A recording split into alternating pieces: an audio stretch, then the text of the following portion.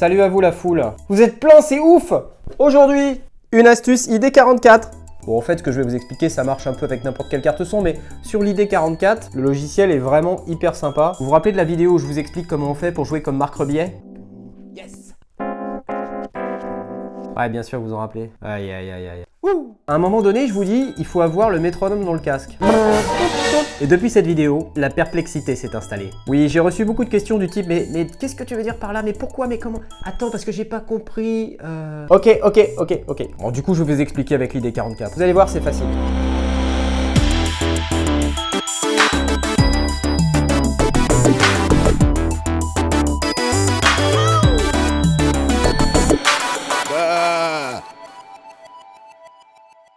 Alors ce que j'aime bien dans l'ID44, c'est que cette carte elle est capable d'avoir différentes options de routage. Il y a un logiciel qui vient avec, qui s'appelle ID, ou ID, voilà, dans lequel on peut afficher les entrées, qu'elles soient micro, optique, ou les sorties de la station de travail audio numérique qui sont labellisées DO 1+2, 3+4, etc. Sur la carte, j'ai branché ce magnifique E865 de Sennheiser. Vous voyez que dans le logiciel, on voit le signal qui passe ici, et on voit qu'il part dans le master. Ce qui est intéressant sur l'ID44, c'est que sur cette zone à droite là, vous avez 4 Q-mix. Ça veut dire que ce sont des sous-mix dans lesquels vous allez pouvoir doser tout ou partie des signaux qui sont disponibles ici, comme par exemple ce micro. Donc là, si je fais QA, vous voyez que le fader il est rebaissé.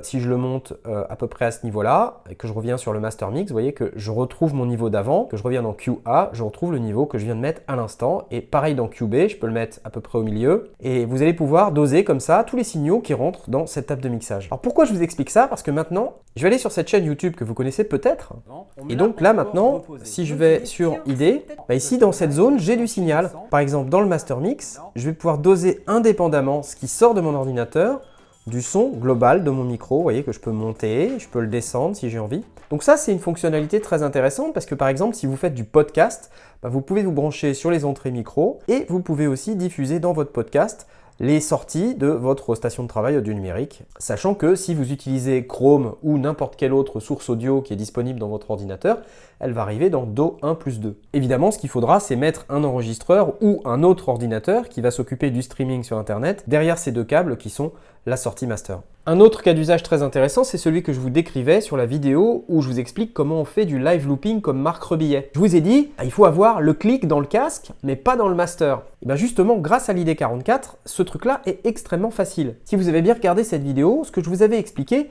c'est que le métronome, il va dans la sortie qui s'appelle Q-out. Et si vous mettez une sortie différente de la sortie master, par exemple ici, moi j'ai mis la sortie 3-4, ça veut dire que votre métronome, il va sortir dans la sortie Do de ID qui s'appelle 3-4. Je démarre le métronome et je démarre la tête de lecture.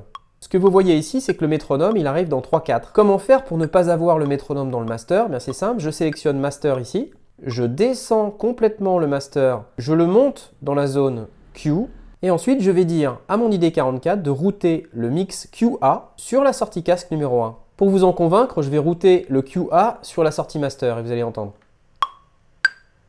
Voilà ce que j'entends dans le casque. Je vais illustrer cet exemple en mettant une boucle de batterie sur une piste et en la jouant. Vous, dans cette vidéo, vous entendez le master, c'est-à-dire ce qui passe ici dans Master Mix. Pourquoi? Parce que j'ai branché un enregistreur Zoom derrière mon ID44. Il est là!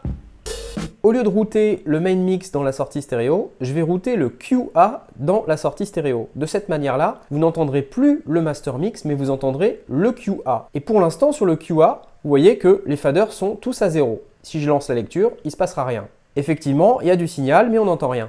Alors pour entendre quelque chose, il suffit de monter le fader. J'ai bien mon métronome, puisqu'il arrive sur 3-4, et je suis en train de le monter dans le QA.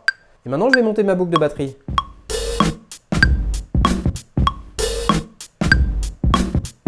Voilà. Là, ce que je viens de faire, c'est vous montrer ce que vous entendriez si vous étiez sur la sortie casque. Pour vous montrer la différence, je vais switcher entre le master mix qui contient uniquement la boucle de batterie mais pas de métronome et le QA qui contient un peu de boucle de batterie et beaucoup de métronome. Et vous allez voir la différence.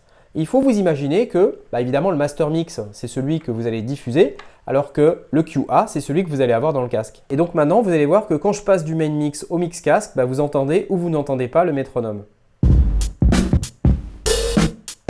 Main mix. Et là, vous entendez le métronome.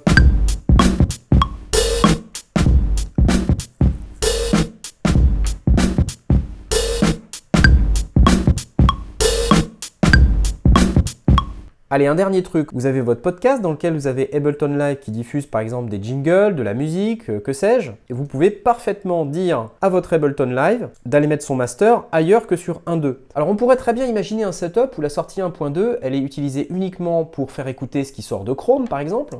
Si vous voulez faire entendre des vidéos YouTube, des démos en provenance de sites web ou des choses comme ça. La sortie 1.2, ça va être réservé à Internet. La sortie 3.4, ça peut être par exemple votre master. Et la sortie 5.6, ça peut être votre métronome. Dans ce cas-là, je règle mon Q-Out sur 5.6 et je règle mon master sur 3.4. Donc j'enlève le métronome du main mix. Je peux gérer le volume de Chrome.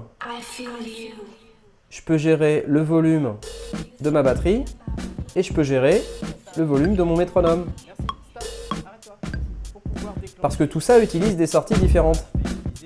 Vous allez voir, c'est extrêmement simple.